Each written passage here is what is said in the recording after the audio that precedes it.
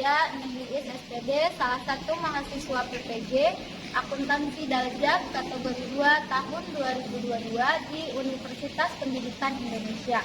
Saat ini saya seorang guru akuntansi di SMK Bina Warga Bandung.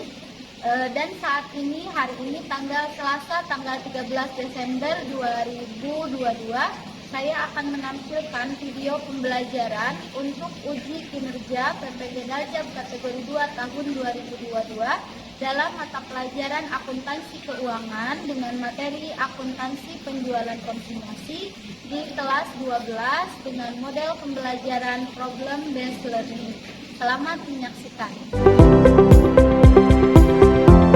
Bismillahirrahmanirrahim. Assalamualaikum warahmatullahi wabarakatuh. Waalaikumsalam warahmatullahi wabarakatuh. Apa kabarnya semuanya hari ini? Oke, hari ini kita bertemu lagi dalam pembelajaran akuntansi keuangan. Siap. Sebelum kita belajar, mari kita berdoa. Berdoa mulai.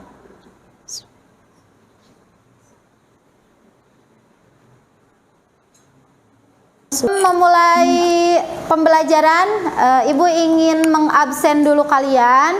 Nah, link absennya Ibu sudah isikan sudah share di grup. Silahkan kalian dibuka di grupnya untuk linknya, link kehadiran. Di situ link kehadirannya kalian harus mengisi hari, tanggal,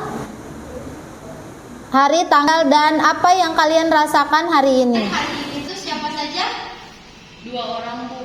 2 orang, siapa aja 2 orang itu? Azizah izin. Azizah izin. Siapa satu lagi? Nopia sakit. Oh iya, Azizah izin, Nopia sakit. Oke, berarti kehadiran hari ini adalah 34 orang ya, karena 2 orang tidak hadir. Kemudian kita sudah membahas tentang apa itu konsinyasi dan pengertiannya, kemudian dari apa itu nama-nama istilah di dalam konsinyasi.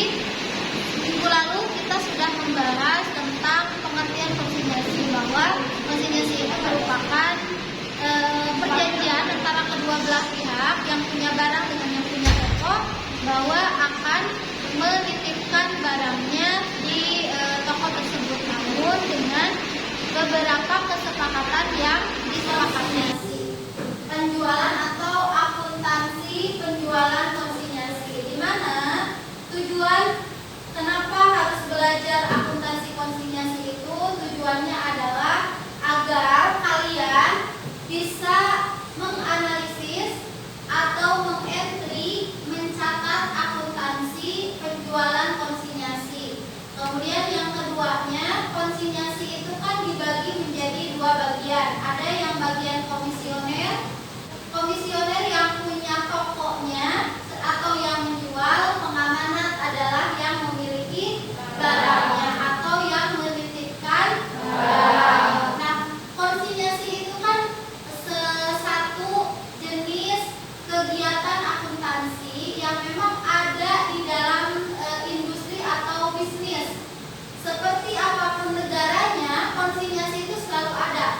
Maka kalian sebagai SMK yang ada di jurusan akuntansi tentu harus belajar tentang akuntansi penjualan konsinyasi.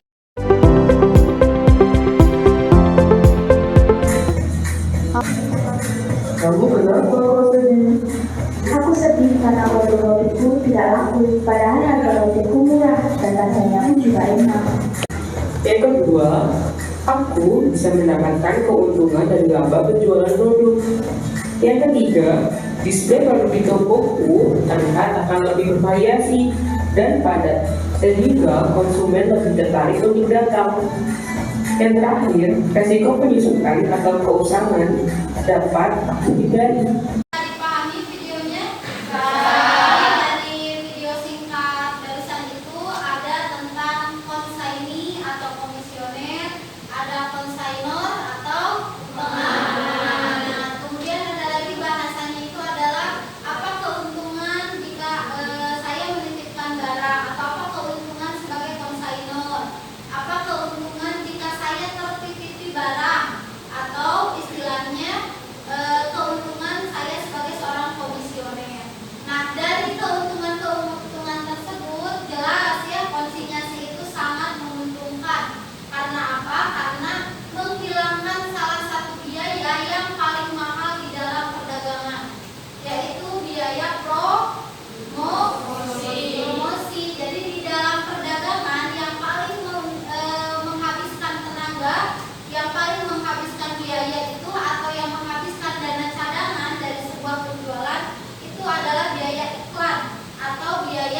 promosi.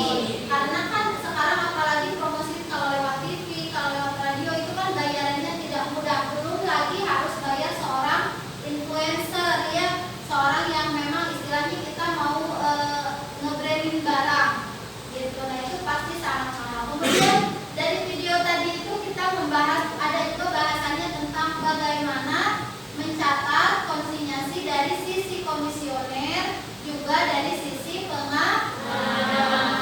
Nah, yang akan kita bahas itu hari ini adalah akuntansi untuk konsinyasi atau konsignor dulu. Kita langsung ke perhitungannya. Ini akuntansi untuk konsignor. Ini seperti yang biasanya ada pengiriman barang konsinyasi, kemudian ada pembayaran biaya angkut. Nah ini harus diingat. Kemudian menerima laporan pertanggungjawaban yang berisi penjualan, biaya, pendapatan yang akan diterima komisioner. Ini dari pihak komisioner ya, atau yang punya toko. Kemudian menerima pembayaran dari ini dari konsinyi berarti ya, atau pengamanan. Ini menerima pembayaran dari komisioner gitu. Nah ini cara menjurnalnya. Kemudian dari pihak nah ini yang tadi metode laba terpisah, ini metode laba tidak terpisah. Perbedaannya, masih ingat perbedaannya metode laba terpisah dengan metode laba tidak terpisah itu perbedaannya ada pada HPP. Betul ya. Jadi kalau metode laba terpisah HPP-nya tidak dicatat, tapi kalau tidak terpisah HPP-nya dicatat gitu. Kemudian lanjut lagi. Nah ini metode laba terpisah untuk pembayaran pada pengamanan. Berarti ini untuk komisioner. Kalau ini metode laba terpisah untuk komisioner atau apa namanya itu pemilik toko ya, untuk pemilik toko. Jadi kalau dari pemilik toko ada membayar biaya angkut, ada menjual barang komisi, kemudian mengirimkan laporan pertanggungjawaban dan mengakui pendapatan komisi, kemudian mengirim pembayaran kepada pengamanan. Nah, suka ada pertanyaan ini di dalam konsinyasi. Jika saya sebagai komisioner menitipkan mendapatkan barang dari seorang pengamanan atau yang punya barang, boleh tidak saya sebagai komisioner meminta ganti rugi apabila biaya angkut terlalu besar? Minta ganti rugi kepada kalian dari ganti rugi biaya angkut. Boleh, oke. Grup Anissa kenapa boleh? Kira-kira kenapa boleh?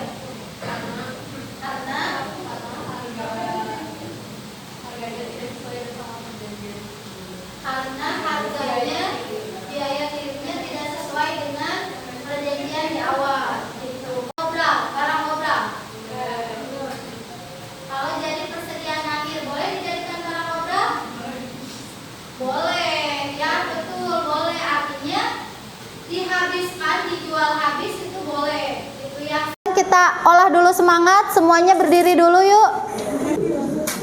Siap, ikutin.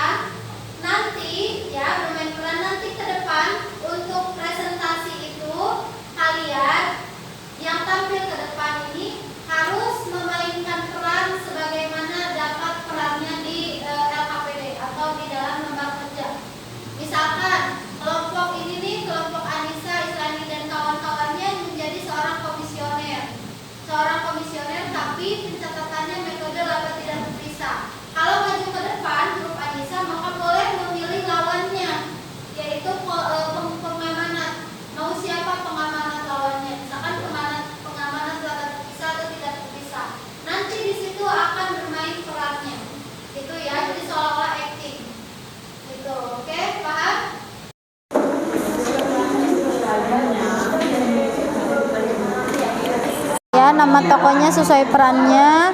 Kemudian materinya ambil dari LKPD aja ya, yang udah dibagikan.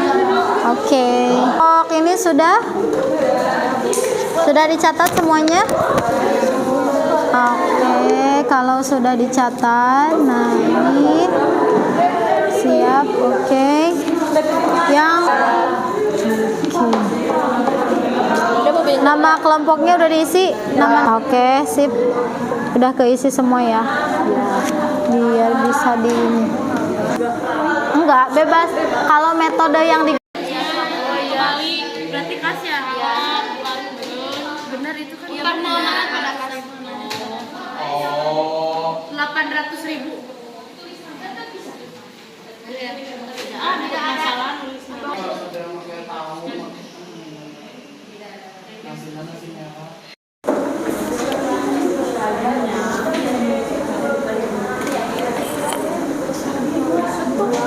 ya satu-satu apa? Ini harusnya kalau ini gak sih? Iya. Iya kan soalnya dari mana? Biar jadi ini jurnalnya apa? Jurnalnya apa? Ya barang konsinyasi sama. Berarti yang ini tidak di jurnal soalnya mengadakan kerjaan ini mengirim barang. Ini juga di jurnal. Pasar. Yang kedua, kita di jurnal juga soalnya membayar biaya aku. Ya kan berapa berarti? 800 itu. Berapa kata? Tapi kok gitu sih kan? Ya benar gitu ya kamu gimana sih?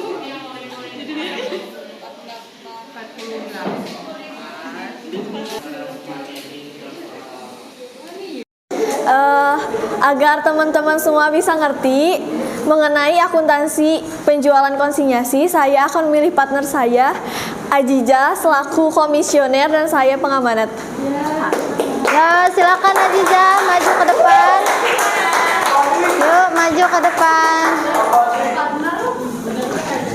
Partner bisnisnya, yuk. Saya selaku PT Mawar sebagai pengamanat. Dan saya Melati sebagai komisioner. Jadi saya kan punya barang, punya tas, pengen dijual nih, tapi ternyata saya nggak punya tempat buat berjualannya. Kira-kira Ajiza mau nggak kalau saya titipin barang? Boleh, tapi dengan persyaratan yang kita harus buat dan kedepannya lancar. Kalau tentang komisinya, kamu berapa nih? Komisinya tergantung kalau penawaran dari pihak kamu ngajuin berapa. Gimana kalau 10%? 10%. Oke. Nah nanti semua biaya angkutnya saya yang tanggung semua. Gimana? Setuju gak? Setuju. Oke, jadi sekarang saya punya 50 unit tas. Harga jualnya 1.100.000, sedangkan harga pupuknya 750.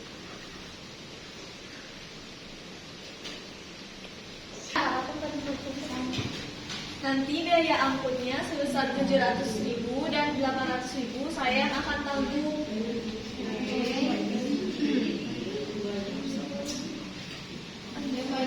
Oke, baik. Setelah itu kita akan buat pencatatannya. Jadi kita bisa lihat apakah kegiatan ini menguntungkan atau tidak. Jadi kan yang pertama saya bakal ngirim barang sebesar 50 unit. Berarti nanti saya catatnya barang konsinyasi sebesar 37.500.000 pada persediaan sebesar 37.500.000. Sedangkan di saya, karena kamu yang nunggu, di saya tidak dicatat. Yang kedua, saya akan membayar biaya angkut.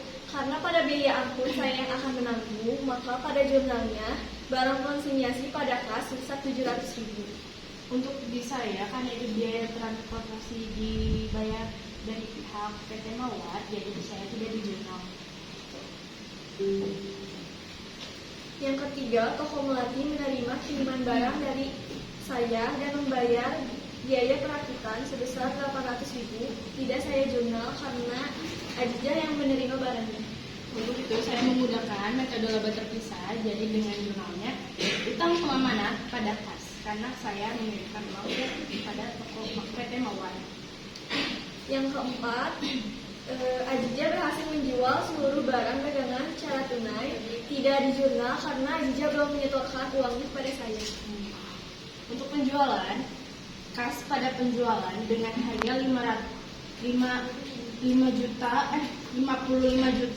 dengan HPP 49.500, utang pengamanat 49.500 dengan penjualan 55 juta dikurangi komisi 5.500. Catatan tentang Akuntansi penjualan konsinyasi. Jadi metode yang PT Mawar gunakan itu metode laba terpisah. sedangkan toko Melati sebagai komisioner menggunakan metode tidak terpisah. Oke, beri tepuk tangan.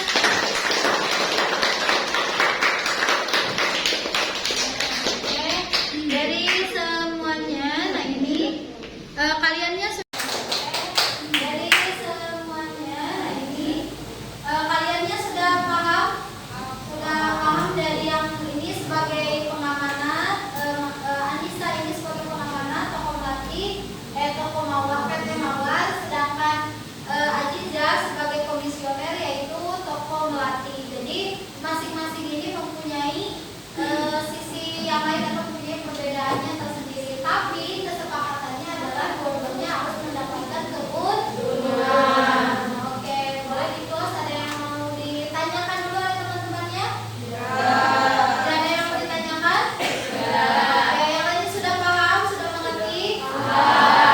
Terima kasih untuk toko Melati dan PT Mawar. Ini ada yang bisa. Boleh saya lagi? Boleh ada quotes-nya mungkin buat teman-temannya? Dikumur, dikunyah. Assalamualaikum semuanya. Kita sudah melihat bagaimana perannya masing-masing dan kalian sudah memiliki gambaran apakah mau menjadi seorang komisioner ataukah mau menjadi seorang pengamanat. Komisioner ataukah mau menjadi seorang pengamanat. Nah, terakhir karena ini sudah di akhir, untuk melihat sejauh mana kalian memahami materi tentang akuntansi penjualan konsinyasi, yuk kita bermain game. Silahkan. Terakhir, karena ini sudah di akhir, untuk melihat sejauh mana kalian memahami materi tentang akuntansi penjualan konsinyasi, yuk kita bermain game. Silahkan. Kita di ininya masing-masing, Google-nya masing-masing, kahoot.it. Kahoot.it.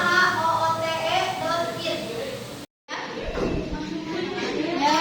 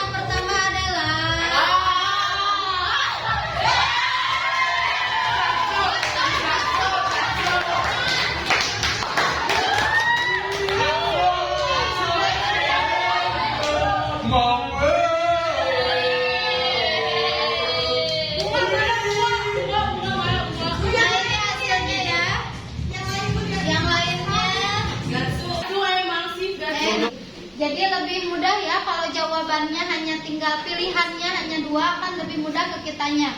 Karena cuma 2 pilihan, mau benar atau salah. Beda lagi kalau pilihan ganda yang memang 4 atau 5 pilihan itu kan suka bingung, lebih lama mikirnya.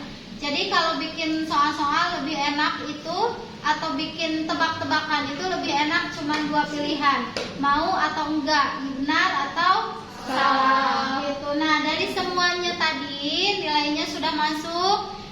Selamat untuk yang pertama kepada Sela, kemudian ketiganya adalah Sofia. Berarti yang ke depan tadi bawa hoki berarti ya grupnya ada yang menang. Ya. Jadi yang ke depan itu bawa hoki. Nah, untuk yang 1, 2, dan 3 nanti ada hadiahnya karena tokonya dapat simpulkan bahwa akuntansi untuk penjualan konsinyasi ini perlu untuk kalian pelajari, perlu menjadi tambahan wawasan salah satunya dalam bidang ilmu akuntansi itu, karena bagaimanapun dunia bisnis ini adalah perdagangan. Bahkan di dalam Al-Quran sendiri, kalau mau cari rezeki di dunia itu 60%-nya adalah perdagangan, 60%-nya lewat perdagangan. Jadi kalau kalian-kalian yang bekerja di luar sebagai seorang pedagang, maka kalian hanya cuma dapat porsi rezeki itu 40%. Makanya kenapa siapapun yang berdagang, baik itu dagangannya kecil maupun dagangannya besar, dengan kontinu maka pasti akan menjadi orang yang besar. Maka tidak ada pedagang yang biasa aja. Yang dalam perdagangan ada titip jual barang. Titip jual barang ada etikanya, ada adabnya, ada tata caranya. Maka dibahas di dalam akuntansi konsinyasi, baik sebagai komisioner maupun sebagai pengamanat. Dua-duanya memiliki 2 cara, yaitu 1 metode laba terpisah ya. 1 metode laba terpisah. Yang kedua metode laba tidak terpisah. Membedakan di antara laba terpisah dengan tidak terpisah itu adalah pada pencatatan HPP. Gitu ya. Kemudian yang lainnya adalah kesepakatan biaya angkut dan biaya komisi diserahkan kepada 2 orang atau 2 pihak yang melakukan akuntansi konsinyasi. Nah, untuk materi selanjutnya nanti kita akan membahas tentang bagaimana sebuah perusahaan disekutukan. Kalau di dalam agama persekutuan jelas tidak boleh, ya. Musyrik itu nggak boleh, tetapi di dalam akuntansi persekutuan itu harus ada. Nah, pembelajaran berikutnya bertemu lagi dengan Ibu di akuntansi keuangan. Kita akan membahas perusahaan persekutuan dan perusahaan perseorangan. Kalian sebentar lagi akan berlibur, ya. Kalian akan berlibur 2 minggu, jaga kesehatannya, siap-siap masuk kembali. Semoga mendapatkan hasil BAS yang memuaskan. Energinya juga luar biasa ya, sangat tepat ternyata ya. Akhiri pembelajaran hari ini dengan membaca hamdalah dan berdoa bersama-sama. Silakan dipimpin buat berdoa terakhir dengan tepat. Oke, baik. Sebelum mulai, mari kita berdoa terlebih dahulu. Berdoa dalam hati, mulai.